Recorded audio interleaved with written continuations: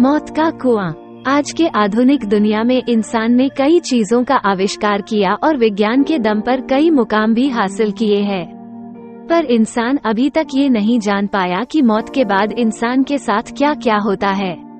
लोग कथाओं की माने तो कई जगह पर ये माना जाता है कि इंसान के मौत होने पर वह तारा बन जाता है। जैसे गांव बदलते हैं वैसे ही कहानियां भी बदलती है। बात कुछ साल पहले की है। मैं अभी नहाकर लौटी थी कि खबर आई कि गांव के पुराने कुएं में कविता गिर गई है। देखते ही देखते ये खबर गांव में आग की तरह फैल गई। सबको कविता की फिक्र तो थी ही, पर सबसे बड़ी फिक्र उसके बच्चे की थी। कविता पेट से थी। मैं दौड़ी दौड़ी पुराने कुएं के पास पहुंची तो देखा वहां पर पहले से ही भीड़ जमी हुई है। गांव के एक आदमी ने कुएं में छलांग लगाई और कविता की लाश को रस्सी बांधी, क्योंकि कविता को तैरना नहीं आता था और उसने दम तोड़ दिया था।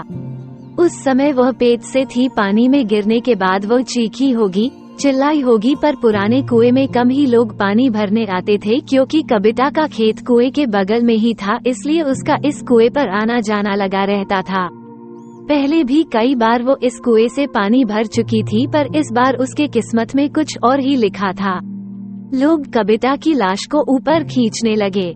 जैसे ही कविता की लाश को ऊपर निकाला गया, उसके घर वाले फुट फुट कर रोने लगे।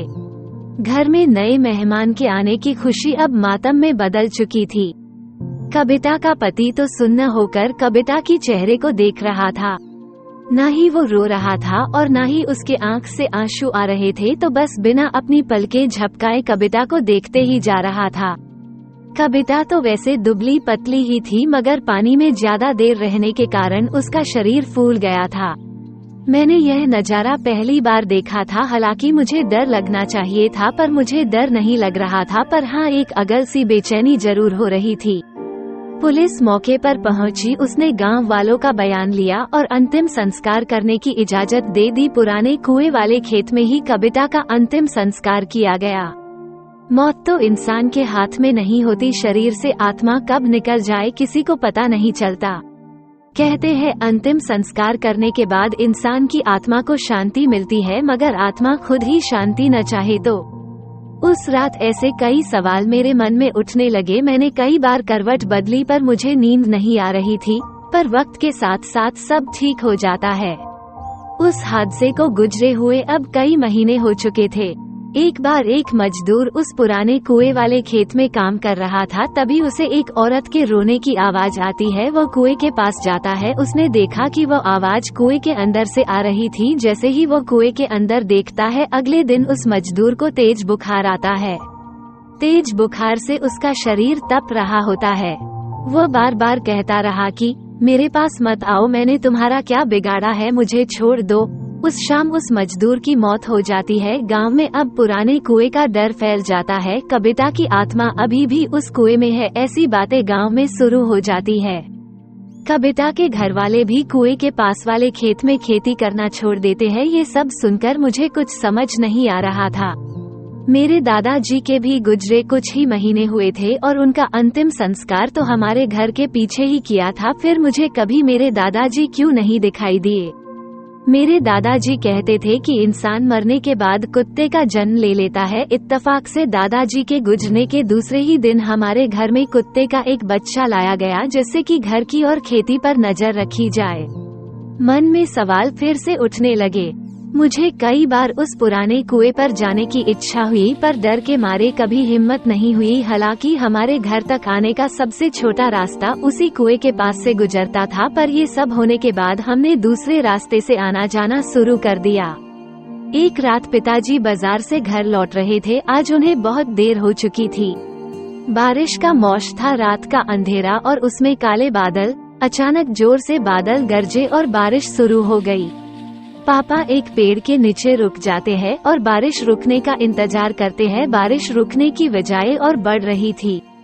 उसके बाद उन्हें पुराने कुएं के पास छोटा रास्ता याद आता है। मेरे पापा भूत प्रेत पर विश्वास नहीं करते थे। पापा पुराने कुएं के रास्ते पर चल पड़ते हैं। चारों तरफ अंधेरा और तेज बारिश की आवाज। पापा तेज चलने लगते हैं। तभी उनके पैरों के साथ पायल की आवाज आने लगती है। पापा एक जगह रुक जाते हैं तो पायल की आवाज भी शांत हो जाती है। पापा फिर से चलने लगते हैं। उसी के साथ पायल की आवाज भी आने लगती है। तभी उनके पीछे से कोई गुजरता है। वह पीछे देखते हैं तो पीछे कोई नहीं होता, पर जैसे ही वह आगे देखते हैं उन्हें कविता की आत्मा दिखाई देती है। उसे देखकर पापा की आंखें फटी की फटी रह जाती है। वह डर के मारे पीछे जाने लगते हैं और कीचड़ में फंसकर गिर जाते हैं। कविता की आत्मा धीरे धीरे पापा के पास आने लगती है। पापा अपनी आंखें खोलकर देखते हैं तो हमारा कुत्ता उनका हाथ चाट रहा होता है। पापा उसे देखकर राहत की सांस लेते हैं। पापा आसपास देखते हैं तो वहाँ कोई नहीं होता है। पापा कुत्ते के साथ घर आ जाते हैं। घर आने के बाद उन्हें ठंड लगने लगती है और बुखार भी आता है। अगली सुबह डॉक्टर की दवाइयों से उन्हें आराम मिलता है। उसके बाद वह रात का किस्सा सब घर वालों को बताते हैं। तभी मेरे ताऊ जी कहते हैं कि बड़े बुजुर्ग ठीक कह गए हैं, मरने के बाद इंसान कुत्ते का जन्म ले लेता है और यह कुत्ता और कोई नहीं बल्कि हमारे पिताजी ही है। उन्हीं ने ही तुम्हारी उस आत्मा से रक्षा की है। फिर से मेरे मन में कई सवाल उठे, पर इस बार मैं समझ गई थी कि कई सवाल ऐसे भी होते हैं जिनका जवाब आज तक इंसान ढूंढ ही नहीं पाया। आपको क्या लगता है, मरने के बाद इंसान का आखिर क्या होता है?